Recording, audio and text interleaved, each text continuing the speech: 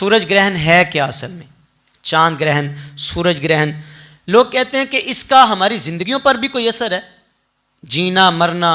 और तो क्या इस्लाम ने इस हवाले से हमारी कोई रहनुमाई की है कि जब सूरज ग्रहण लगे तो इसका मकसद क्या है? चांद ग्रहण जब लगता है तो इसके पीछे इल्लत क्या है? हाँ जी, ज़रूर इस्लाम ने हमारी रहनुमाई की है। इस्लाम ने कोई ऐसा पहलू नहीं छोड़ा कि जिस पर हमारी रहनुमाई न की हो। आप कुरान का दामन थामे, नबी अलैहिस्सलाम की सुन्नत का दामन थामे, इंशाअल्लाह आपको रहनुमाई मिलेगी। सूरज ग्रहण और चांद ग्रहण, सूरज चांद, पहली बात तो मैं आपके सामने बड़ी प्यारी सी रखने लगा हूँ कि ये जो सूरज और चांद है, मेरे नबी के इशारों पे इन्होंने भी पाबंदी की है। सूरज और चांद इन्होंने मेरे नबी के इशारों पे हलचल मचा दी, हरकत में आ गए। अगर चांद की तरफ इशारा किया तो चांद का सीना चिर गया, और अगर हुजूर अलैहिस्सलाम ने डूबे सूरज की तरफ इशारा किया तो ये पलट के वक्त असर पे आया। ये तो मेरे नबी की शान है। तो जिस रब ने इस सारी मखलूक को, इस सारी कायनात को बनाया, इन्नमा अमरुहु इज़ा अरादा शैय्या अन यक़ूल लहु कुन फयकून, तो मुझे बताओ फिर उस रब की क्या शान है? ये सूरज और चाँद क्या ये ज़िंदगी और मौत दे सकते हैं? ऐसा नहीं है। ज़िंदगी और मौत देने वाला मेरा रब है। क़ुलिल्लाहुम्मा मालिकल मुल्क तुतिल मुल्क मन तशा व तंज़िल मुल्क मिम्मन तशा व तुइज़्ज़ु मन तशा व तुज़िल्लु मन तशा बियदिकल खैर इन्नका अला कुल्लि शैइन क़दीर तुअलिजुल लैल फिन नहार व तुअलिजुन नहार फिल लैल व तुख़रिजुल हय्य मिनल मय्यित व तुख़रिजुल मय्यित मिनल हय्य व तर्ज़ुक़ु मन तशा बिग़ैरि हिसाब। मैंने कहा हमारा ना ये जो रहन सहन है ना, इसमें रस्में बहुत ज़्यादा सरायत कर गई।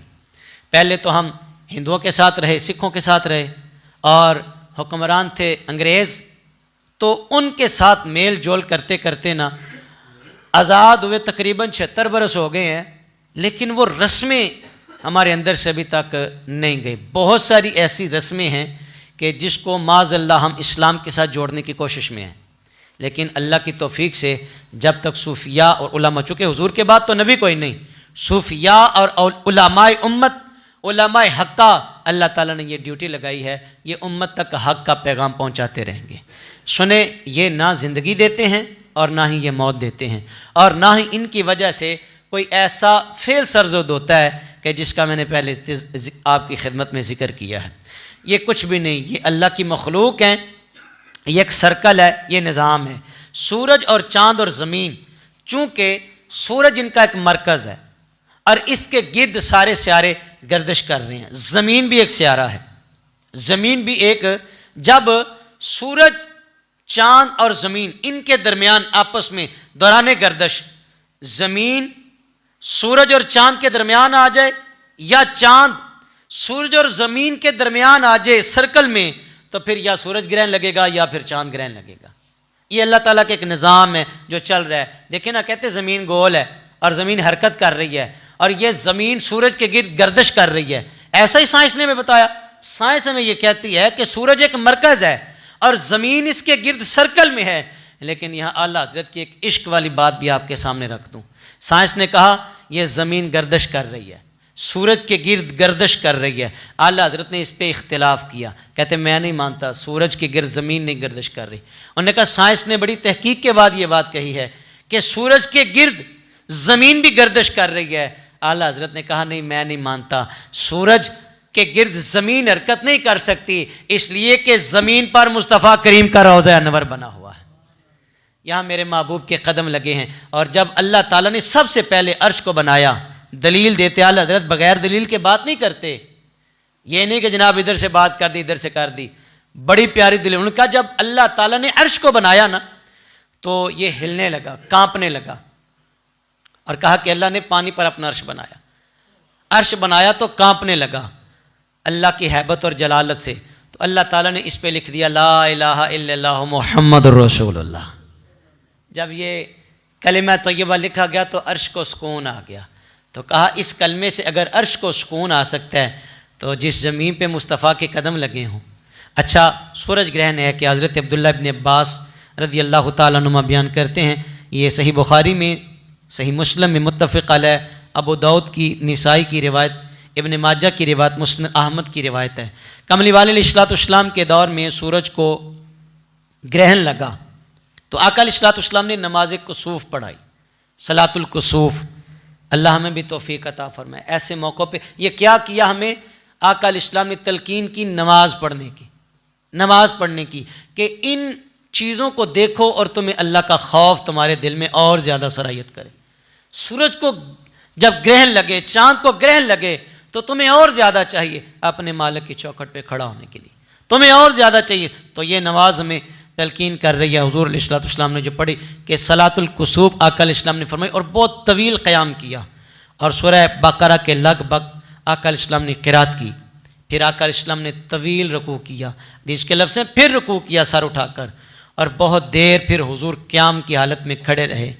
फिर आका अलैहिस्सलाम ने 2 मरतबा रुकू किया, फिर हुज़ूर ने सजदा किया, और फिर आका अलैहिस्सलाम ने दूसरी रकत में लंबा तवील क़याम किया। मुझे बताओ हुज़ूर की कैफियत क्या होगी इस नमाज में। इस नमाज में ये हमारे लिए इबरत है। एक जगह सूरज ग्रहण और चांद ग्रहण हमारे लिए भी इबरत है। चलो मैंने कहा कि ये तो साइंस ने बताया कि ये सर्कल है, आमने सामने हो रहा है, और झटकी गल कर दें, हो सकता है इन्हों का भी हिसाब होंदा होवे। ऐसा ही है, मैंने वो झटकी सी बात की है, इसकी दलील मेरे पास नहीं है, आप इसको माने या ना माने। मैंने कहा हो सकता है कि इनका भी हिसाब हो, और अगर इनका हिसाब होता है तो हम तो अशरफुल मखलूकात में से हैं भाई, हम तो हमारा हिसाब बड़ा डाढ़ा होना है, औखा पेंडा है बड़ा। आका अलैहिस्सलाम ने फिर सजदा किया, और सजदे की कैफियत भी क्या बयान करें। ये हदीस पाक की बहुत सारी किताबों में ये बात मौजूद है। आका अलैहिस्सलाम ने फरमाया, सुनो, सूरज और चाँद अल्लाह की निशानियों में से 2 निशानियाँ हैं, इनको किसी की मौत की वजह से ग्रहण नहीं लगता, ना ये किसी की मौत की वजह बनते हैं, ना ये किसी की ज़िंदगी की वजह बनते हैं। अल्लाहु अकबर। ना ये मौत व हयात की वजह है। बस आका अलैहिस्सलाम ने फरमाया, जब तुम इन निशानियों को देखो तो क्या करो, अल्लाह को खूब याद किया करो। ये मुकाम इबरत है। जब सूरज ग्रहण चाँद ग्रहण का मौका आए तो क्या करो, तस्बीह पकड़ लो या मुसल्ले पे आ जाओ और उससे माफ़ी मांगो, उसकी चौखट पे खड़े होके माफ़ी मांगो, या अल्लाह मेहरबानी कर दे, तू बड़ा करीम है, अदल करें ते थर थर कम्मन, उचियाँ शाना वाले, जे फजल करें ते बख्शे जावन, मैं जाए मुँह काले। तो इसमें क्या करें, आप अल्लाह की इबादत ज़्यादा से ज़्यादा करें। सहाबा ने कहा, या रसूल अल्लाह सल्लल्लाहु अलैहि वसल्लम, हमने एक और बात देखी आपने, कि हुज़ूर जब आपने नमाज पढ़ा ली तो आपने हाथ को भी बुलंद किया, इसकी क्या वजह या रसूल अल्लाह, इसकी क्या वजह है। हुज़ूर आपने हाथ को बुलंद किया और फिर 2 कदम पीछे हट गए।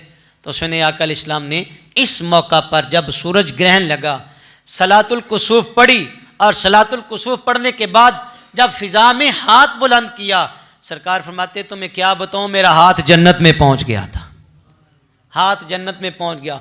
मैंने अंगूरों का एक खोशा पकड़ा, सरकार फरमाते, जन्नत के अंगूरों का खोशा पकड़ा, मेरा दिल चाहा, मेरे दिल ने चाहा कि मैं तुम्हारे लिए लेके आऊँ, लेकिन फिर मैंने उसको रख दिया, छोड़ दिया।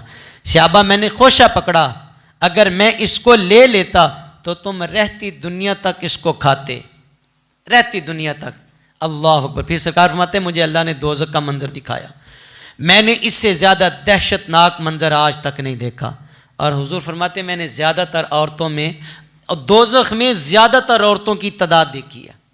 अर्ज़ की गई, या रसूल अल्लाह, इसकी वजह क्या है।